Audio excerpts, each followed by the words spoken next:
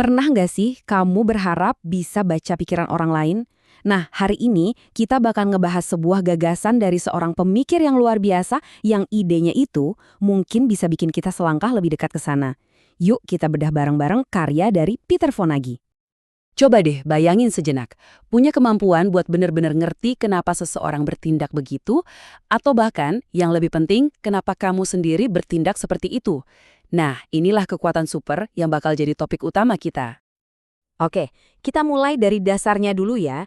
Di balik semua ini, ada satu gagasan inti.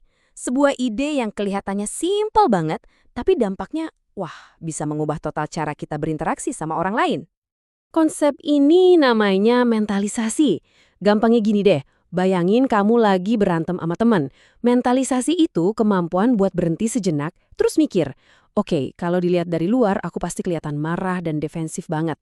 Tapi di saat yang sama, kamu juga coba bayangin, kira-kira apa ya yang bikin temanku sesakit hati itu?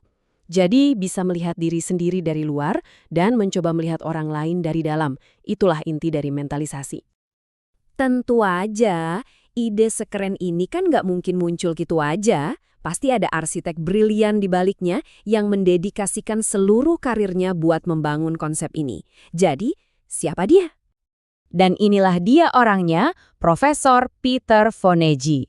Supaya kita benar-benar paham seberapa dahsyat gagasannya, kita perlu kenalan dulu sama sosok di baliknya. Kenapa sih karyanya bisa begitu berpengaruh? Lihat deh deretan gelarnya ini.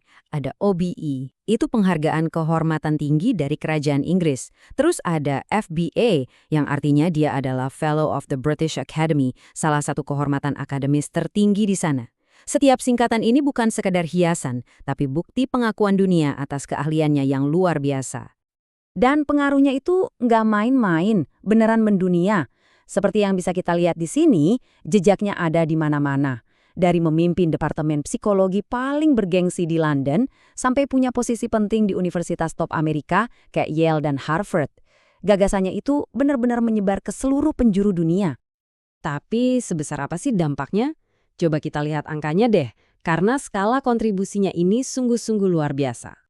Coba bayangin ya, selama karirnya, dia sudah menerbitkan lebih dari 500 makalah ilmiah. Itu artinya, dia terus-menerus mendorong batas pengetahuan kita semua. Bukan cuma itu, dia juga menyumbangkan pemikirannya di lebih dari 260 bab buku.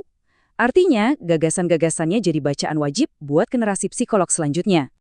Dan di atas semua itu, dia sudah menulis 19 buku, merangkum semua pemikirannya yang kompleks jadi karya yang utuh dan sangat berpengaruh. Produktivitasnya benar-benar di luar nalar. Dan semua penelitiannya ini bukan cuma teori di Menara Gading loh, dia terjun langsung ke beberapa masalah paling pelik dalam hidup manusia. Misalnya, gimana hubungan kita di masa kecil bisa membentuk kita saat dewasa, kenapa ada orang yang mengalami gangguan kepribadian yang begitu rumit, dan bahkan, apa sih akar dari kekerasan itu sendiri? Nah, ini yang keren banget. Pengaruhnya itu bahkan sampai ke level kebijakan nasional. Dia jadi jembatan antara dunia riset dan dampak nyata di masyarakat, membawa keahliannya untuk ikut membentuk kebijakan kesehatan di Inggris. Ini memastikan kalau penelitian terbaik itu benar-benar dipakai buat membantu orang-orang yang paling butuh bantuan. Ya, dengan rekam jejak yang seperti itu, gak heran kalau penghargaan datang bertubi-tubi. Mulai dari jadi anggota di Akademi Sains paling elit, sampai dapat penghargaan pencapaian seumur hidup dari berbagai asosiasi internasional. Ini adalah cara dunia bilang, terima kasih atas kontribusi Anda yang luar biasa. Oke.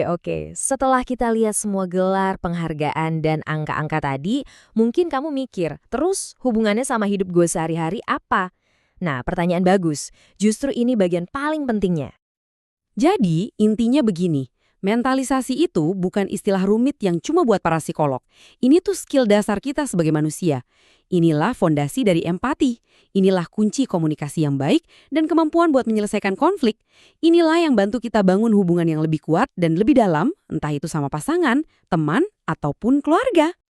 Jadi, sebagai penutup, aku mau kasih tantangan kecil buat kamu. Nanti kalau kamu lagi ngobrol sama seseorang, coba deh berhenti sejenak, tanyain ke diri sendiri. Dari mata dia, aku kelihatan kayak apa ya sekarang? Terus, kira-kira apa ya yang lagi dia rasain di dalam hatinya? Mencoba menjawab dua pertanyaan itu bisa jadi langkah pertama kamu untuk menguasai kekuatan supermu sendiri.